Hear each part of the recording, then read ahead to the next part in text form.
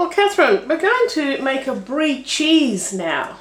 Yeah? Oh, you like brie, yeah, do you? I'm looking forward to this one. Ah, okay. Can you just imagine that lovely ripe and almost gooey? Fresh, Yeah. yes. It's almost like a spreading cheese when it's really ripe and mature, isn't it? Oh, nice. Yeah, I'm yeah. looking forward It's to going to be taste different to what you buy in the shop, but it will be similar.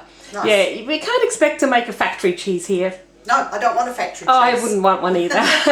All right, now we've got to first start with our hygiene.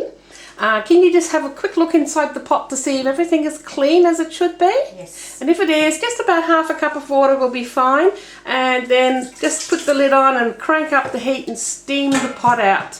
And that's enough to kill any bacteria that's in the pot.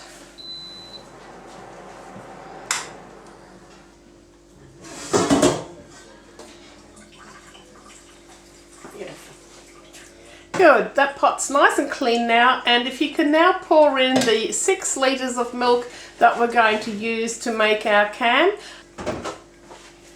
Okay, now if you can gently heat the milk to 32 degrees centigrade, because that will be our starting point for the brie cheese.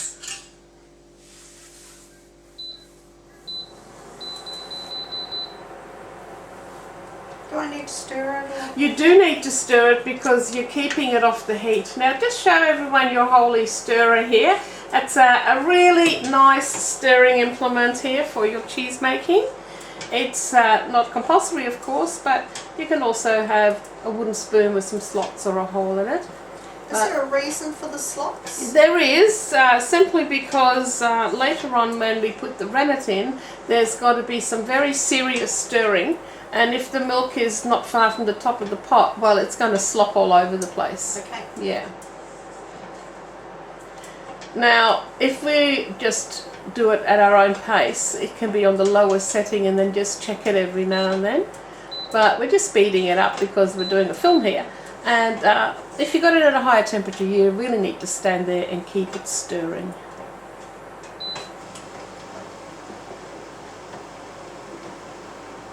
Here we are, 32. Very good.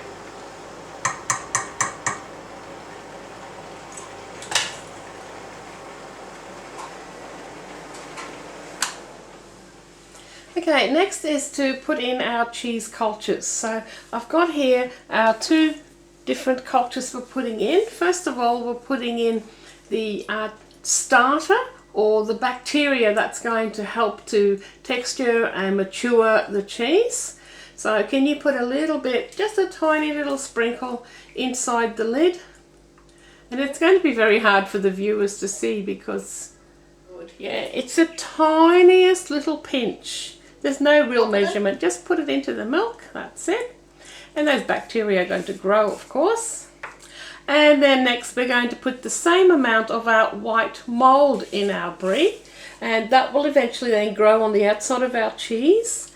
And what's that, the purpose or the role of that white mould sitting on our cheese?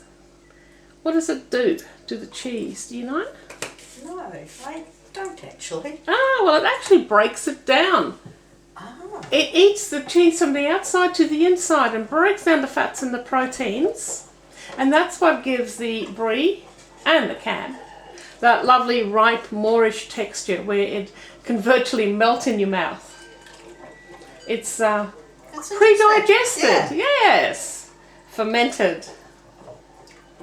That's fine. And the third component is to add our rennet. So we're turning that liquid milk into a solid curd.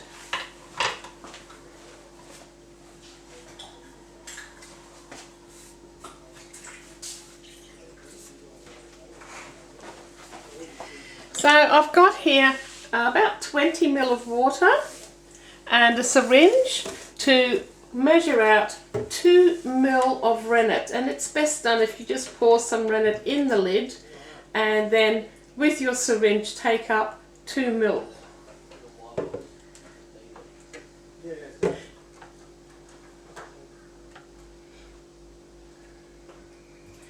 So you can see accuracy is very important in our cheese making with temperature and with our cultures. Just squirt that into that water. Good. And then with the, don't pour it in yet, with the holy stirrer, start stirring the milk. Because we need that milk in agitation before the diluted rennet hits the pot. Okay. And it wants to be distributed everywhere at once. So stir and pour. Just plonk it in, that's okay, as long as the milk keeps stirring.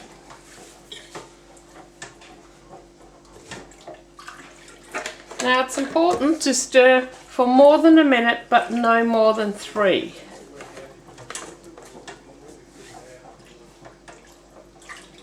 Are you checking the time, or you're relying on me? No, I'm counting in my head. Okay, keep an eye on the time. I would say you've got a good minute there, haven't you? Just on a minute now. Just on a minute, that's perfect. And now all we need to do is just set the pot aside and leave it to set into a solid curd. Awesome. And we can... Right, so the next step is to cut the curd. We're cutting the curd because we're now getting ready to separate the curd from the whey. Okay. Yep. So once the whey has been taken out, and there's a certain amount of whey coming out, not a lot, but the leftover curd is what will end up becoming our cheese. And can I use the whey for something else? You can use it for lots of other uses, but we'll go into that another time. Okay. Awesome. So now what we need to do is get our curd cutting knife. Just show everybody the curd cutting knife. It's really a spatula that you can buy for icing, but it's perfect for cutting our curd. So we're going to cut the curd now into 1/2 inch or 1.25 centimetre cuts.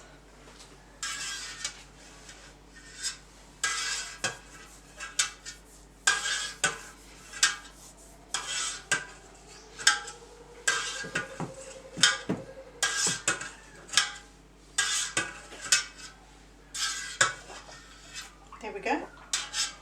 All done.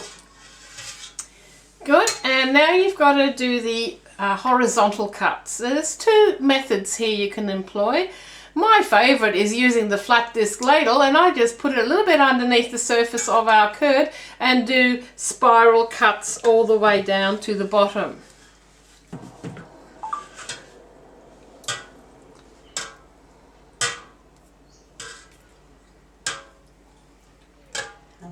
And when you're done, you can just gently lift it from the bottom to the top and just cut down any of the bigger chunks that might be remaining from the bottom.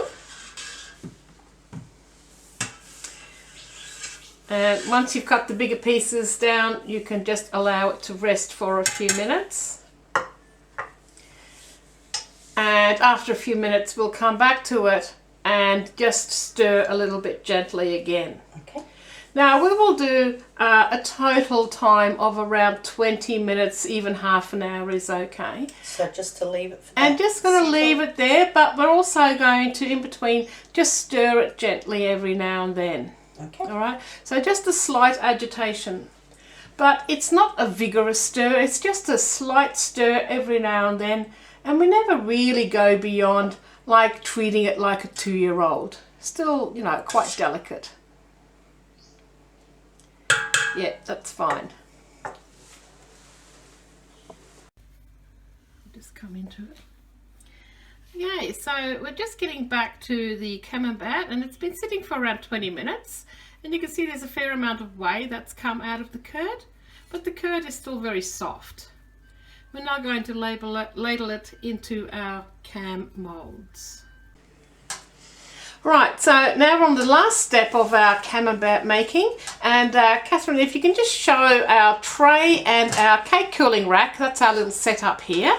So we're just going to catch the whey as it drains through our cheese moulds. So I've got here a professional cheese mould from our Cheeselings website shop, and it's okay, but it's nowhere near as good as my homemade version. Okay. Now you can see here this container is just full of holes.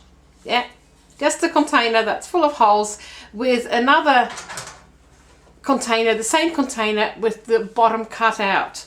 Now the top, sits into the bottom section, and that is actually called a hoop or an extender.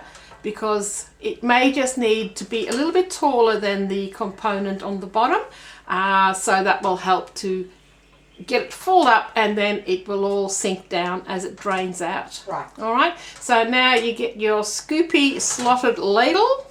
Yep, and that's just your scooper to get the curd from the pot into your mould.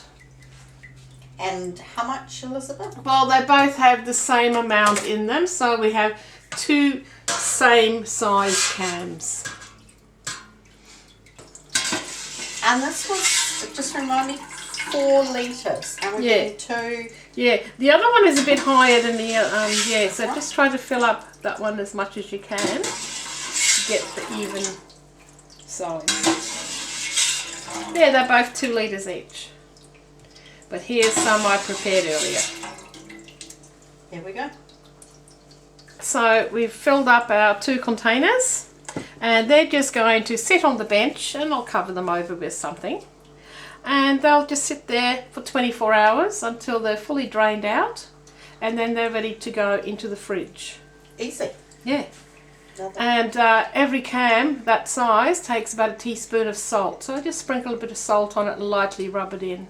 And that's before I stick it in the fridge? Yeah, just before you stick it in the fridge. Okay.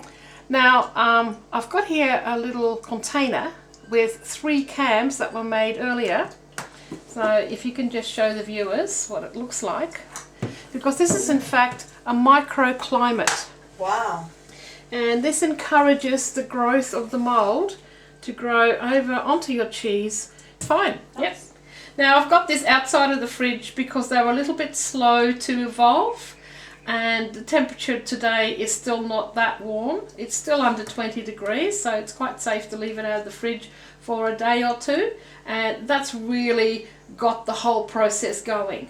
And that just speeds it up. Speeds it all up, and soon it's time to go back in the fridge to just continue developing the mould growth on the cheese. And how will I know when it's ready to eat? Well, when the cheese is fully covered in the mould, then I just wrap them up in alfoil or an eco wrap, and just let them process the fats and the proteins. It's the moulds that really do all that work of breaking down the fats and proteins, and that will then become softer and ready to eat after a couple of weeks. Do I need to rotate or flip? Well, or not just really, leave them because as there's is? air in the box there, because it's sitting up high, and there's plenty of airflow all around the cheese. Lovely. Yeah. Can't wait to eat them. Oh yeah.